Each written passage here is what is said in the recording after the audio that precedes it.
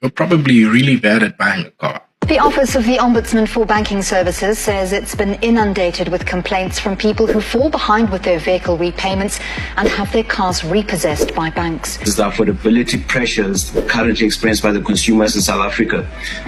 Most South Africans have made the mistake of financing cars that are outside of their budget. The rising cost of living is rather causing some South Africans to struggle to pay for their vehicles, and this is resulting in the increase in car repossessions. In 2023 alone, there's been more than 9,440 families that are affected by these repossessions. This is because most South Africans aren't budgeting on the basis that they're paying off a loan that gives them access to a car that they do not yet own but will own once they've paid it off. They're budgeting off the basis that they already own the car, and so they'll pay for it when they feel like it. So then what happens is they end up taking the latest and greatest vehicle, even though it's out of their budget, but because they got an approval for finance for it, they'll, off the excitement, of course, of getting the approval, they'll take that instead of looking at their specific financial situation. Why will the banks never stop the situation? Is because banks like to lend out money, because when they do, they create new money by putting it into the borrower's account. This is called fractional reserve lending. Banks only need to keep a little bit of that money that customers deposit at the ATM and can lend out the rest of that money. And if someone can't pay back that loan, the bank then takes back what was bought with that loan. So for example, it could be a house or a car, and the bank can then sell this to get their money back, right? So this works well for banks, and they'll never stop it because they make money twice. They first make money from the loan interest, and then they make the second amount of money from selling that asset, whether it's a car or a home. Now, if you want to know the only way you can beat the system, you should keep watching. Legend has it, the Khoisan tribes never commenced a hunt without etching plans onto their cave walls as to how they would hunt and where they would hunt. Now, I don't know if that's true at all, but I don't know if you're planning to buy a car. You've probably gone through tons of videos, Google searches about what's the best models, for example, top 5 cars for insert career or budget here, you know what I mean? But you've missed one crucial step, right? Just like the car, you need a plan before hunting for your car. A jump start can cause you to lose track on your path to buying a car, and not just lose track as in you don't get the car. I mean, you get the car, but down the line, you lose it. Now, what is the step that you've skipped? Before you start dreaming about what ideal car you want, you need to be realistic about your financial situation, not just throwing an unbudgeted number at the wall and hoping for the best. Now, imagine a young warrior going on a hunt unprepared. It leads to chaos. Much like diving into car buying blindly, you first need to see how much money you have available. And this is called a budget.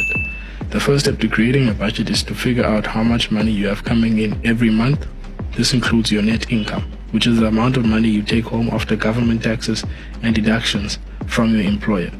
Now, any money that doesn't come in monthly needs to be added together as a total extra income for the year and then divided by 12 to represent an extra income for the month. Put it simply, you just need to know on average how much are you earning every month over 12 months. Just as a hunter would sharpen their spears the night before, you need to prepare your budget.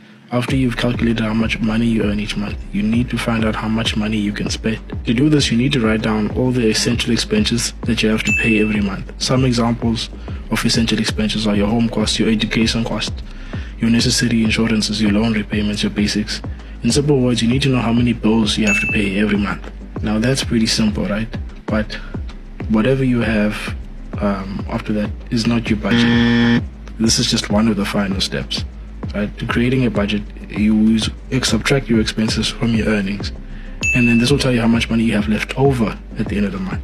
This is your net income or your cash flow. Now, you can have a positive cash flow or you can have a negative cash flow. Positive cash flow is when you are spending less than what you earn, which means more money is coming in than is going out. And a negative cash flow is when more money is going out than what's coming in. And you need to have a positive cash flow if you're going to consider buying a car, because if you have a negative cash flow, not only is it going to be difficult for you to get financing, but if you do, you're not going to afford it and your car is going to be repossessed soon enough. That's why you need to have a positive cash flow.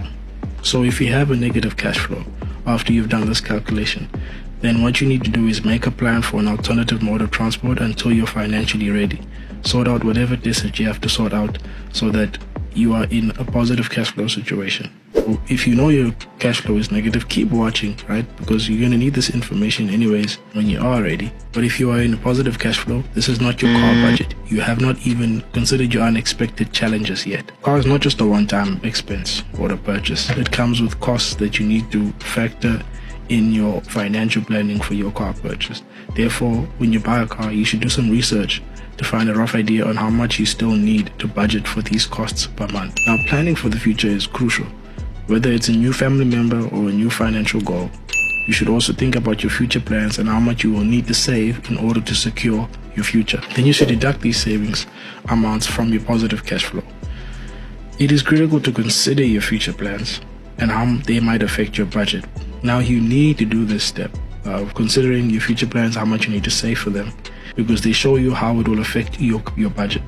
Now the final step is to determine how much you can afford to spend on a car, both monthly and the overall cost of the car. This gives you a scope that you can use to now narrow down your options and find the best deal once you have done further assessment on your needs and way more. But you can learn all of this in my new book called Car Buying Mastery, an Insider's Approach. It's available very, very soon. Now, only once you have your budget can you start narrowing down the options of what's going to be the best option. But you still need to look to your future plans and needs before you do that. You still need to learn how to calculate the total cost of ownership, compare different financing options, and negotiate the best deals. And by joining my free newsletter, where I will drop weekly sneak peeks into my new book, you will undoubtedly get smarter and a stress-free car buying decision that you can be proud of for many years to come. Imagine being able to buy a car without worrying about your finances or regretting your choice because this isn't the best car for your situation at that time. So don't miss this amazing opportunity. Join my free newsletter now, and you can get exclusive access to the book launch details so that you can be the first to know when the book is out, and you'll be the first to make the smart car buying decisions. Thank you for your time.